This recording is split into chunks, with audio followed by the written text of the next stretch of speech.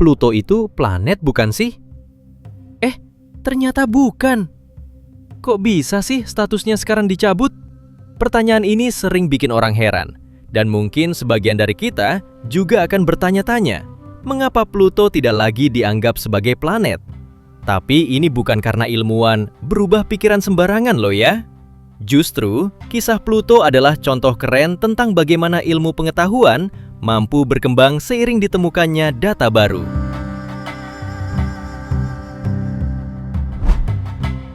Dulu, waktu Pluto ditemukan pada tahun 1930 oleh Clyde Tombaugh, para ilmuwan langsung menganggapnya sebagai planet ke-9.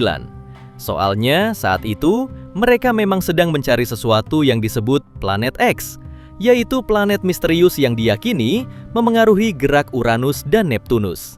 Dengan pengetahuan yang masih terbatas waktu itu, wajar sih jika Pluto dianggap memenuhi kriteria sebagai planet. Masalahnya, seiring waktu, teknologi makin canggih.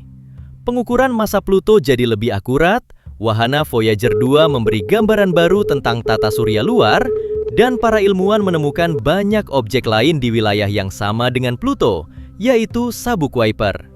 Puncaknya terjadi saat ditemukan Eris, objek yang ukurannya hampir sama, bahkan sempat dianggap lebih besar dari Pluto.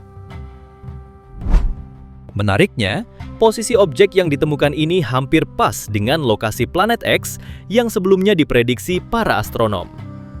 Karena itu, banyak yang langsung yakin.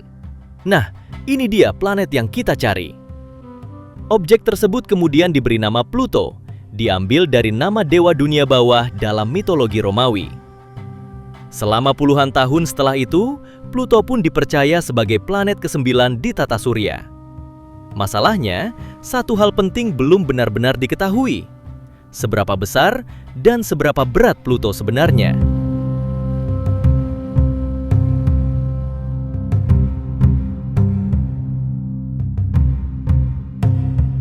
Nah, baru pada tahun 1978, teka-teki ini mulai terjawab saat para astronom menemukan Charon, bulan terbesar Pluto.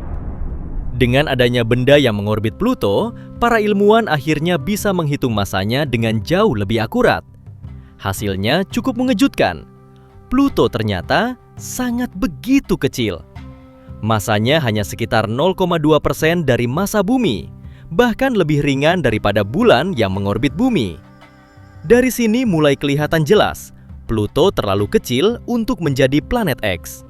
Ia tidak punya massa yang cukup besar untuk memengaruhi orbit Uranus dan Neptunus seperti yang sebelumnya diduga. Jadi, Pluto memang ada, tapi bukan planet raksasa misterius yang selama ini dicari. Hal menarik lainnya muncul di tahun 1980-an, saat wahana Voyager 2 terbang melewati Uranus dan Neptunus. Dari misi ini, para astronom akhirnya bisa mengukur massa kedua planet tersebut dengan sangat akurat. Dan disinilah letak kejutannya. Angka massa lama yang dipakai untuk memprediksi keberadaan planet X ternyata keliru.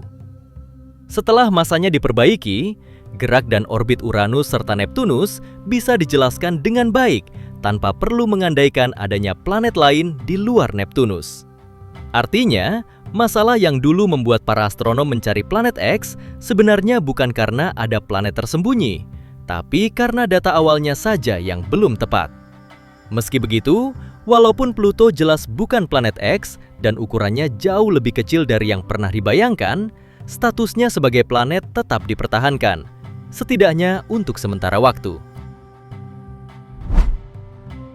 Masuk ke tahun 1990-an, posisi Pluto mulai dipertanyakan.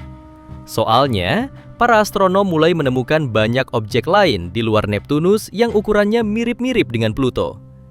Jadi muncul pertanyaan besar. Kalau yang kayak gini juga ada banyak, masa semuanya disebut planet? Puncaknya terjadi pada tahun 2005, ketika para astronom menemukan sebuah objek baru bernama Eris. Objek ini mengorbit matahari di wilayah yang sama dengan Pluto. Dan yang bikin heboh, ukurannya bahkan sedikit lebih besar dari Pluto. Disinilah perdebatan serius dimulai. Ada astronom yang bilang, Kalau Pluto itu planet, berarti Eris dan objek serupa juga harus disebut planet. Tapi di sisi lain, Uni Astronomi Internasional mulai bertanya, kalau begitu, berapa banyak planet yang harus kita akui? Ternyata sampai sebelum tahun 2006, belum ada definisi resmi yang benar-benar disepakati tentang apa itu planet. Jadi istilah planet selama ini dipakai lebih karena kebiasaan, bukan aturan yang jelas.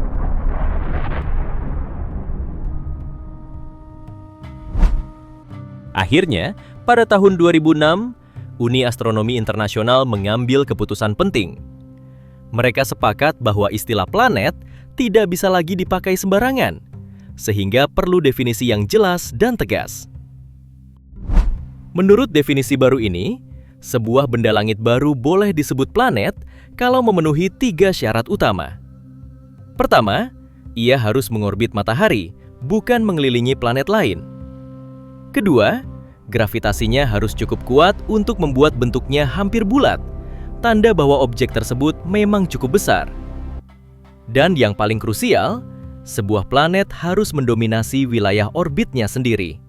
Artinya, sepanjang lintasannya mengelilingi matahari, ia sudah membersihkan daerah tersebut dari benda-benda lain yang seukuran, tidak berbagi jalur dengan banyak objek pesaing. Kalau kita pakai aturan tadi, semua planet dari Merkurius sampai Neptunus lolos tanpa masalah. Mereka mengorbit matahari, bentuknya bulat, dan yang paling penting, mereka benar-benar mendominasi jalur orbitnya masing-masing. Nah, Pluto beda cerita. Memang benar, Pluto mengorbit matahari dan bentuknya juga bulat. Tapi saat masuk ke syarat ketiga, Pluto gagal. Gravitasinya terlalu lemah untuk membersihkan orbitnya sendiri. Pluto berada di wilayah yang disebut Sabuk Kuiper, daerah yang penuh dengan benda es dan batu berukuran beragam. Di sana, Pluto harus berbagi orbit dengan banyak objek lain yang ukurannya tidak jauh berbeda. Bahkan, massa Pluto jauh lebih kecil dibanding planet lain, sekitar 1/6 massa bulan dan hanya 0,2% dari massa bumi. Sebagai perbandingan, bumi benar-benar menguasai orbitnya. Hampir semua benda besar di sekitar lintasan bumi entah sudah ditarik, ditabrak, atau disingkirkan oleh gravitasi bumi. Pluto tidak mampu melakukan hal itu. Karena itulah, definisi baru ini membuat Pluto bersama objek lain yang mirip seperti Eris dipindahkan ke kategori baru yang disebut planet kerdil. Bukan karena Pluto diturunkan derajatnya atau diusir ya, tapi karena ia memang berbeda sifatnya dibanding 8 planet utama. Meski statusnya berubah, Pluto sama sekali tidak jadi kurang penting loh ya. Klasifikasi baru ini tidak merendahkan Pluto sama sekali, justru membantu kita memahami bahwa ia adalah dunia yang unik dengan karakteristiknya sendiri. Buktinya terlihat jelas pada tahun 2015, ketika wahana New Horizons milik NASA melakukan penerbangan lintas pertama melewati sistem Pluto. Untuk pertama kalinya, manusia mendapatkan gambar jarak dekat beresolusi tinggi dari permukaan Pluto. Dan hasilnya benar-benar di luar dugaan. Pluto ternyata bukan bola es mati seperti yang dulu dibayangkan. New Horizons menemukan dataran es luas seperti Sputnik Planitia, pegunungan yang tersusun dari es air setinggi ribuan meter, serta aliran dan kemungkinan danau nitrogen cair. Bahkan, ada tanda-tanda bahwa Pluto pernah, atau mungkin masih, mengalami aktivitas geologis, sesuatu yang sangat mengejutkan untuk objek sekecil dan sejauh itu dari matahari. Data juga menunjukkan bahwa Pluto memiliki atmosfer tipis yang bisa mengembang dan menyusut saat ia mendekati atau menjauhi matahari, serta sistem bulan yang kompleks dengan Charon, Nix, Hydra, Kerberos, dan Styx. Jadi, meskipun Pluto tidak lagi dikategorikan sebagai planet, ia tetap merupakan salah satu objek paling menarik di tata surya. Kisah Pluto mengingatkan kita bahwa label bisa berubah, tapi keajaiban alam semesta tetap sama menakjubkannya. Kami tetap mencintai Pluto. Kalimat ini datang langsung dari Deborah Elmegren, Ketua Uni Astronomi Internasional, sekaligus astrofisikawan asal Amerika Serikat. Dalam wawancaranya dengan BBC, ia mengatakan bahwa perdebatan soal status Pluto sebenarnya tidak mengejutkan sama sekali. Menurutnya, wajar jika banyak orang sulit menerima perubahan ini. Pluto ditemukan masih dalam masa hidup generasi kita, bahkan sudah tertanam kuat dalam ingatan sejak kecil. Apalagi, bagi banyak orang, planet adalah hal pertama yang dipelajari saat mulai mengenal luar angkasa. Jadi ketika Pluto kehilangan status planetnya, reaksinya pun emosional. Meski begitu, Elmegren menegaskan bahwa kemungkinan mengubah kembali klasifikasi Pluto sangat kecil. Dengan cukup diplomatis, ia memberi isyarat bahwa mungkin memang sudah waktunya untuk kita move on. Ia menjelaskan bahwa klasifikasi bukan soal suka atau tidak suka, tapi fondasi penting dalam sains. Dengan klasifikasi, para ilmuwan bisa membandingkan kesamaan dan perbedaan antar benda langit, lalu memahami hukum fisika, kimia, dan geologi yang bekerja di baliknya.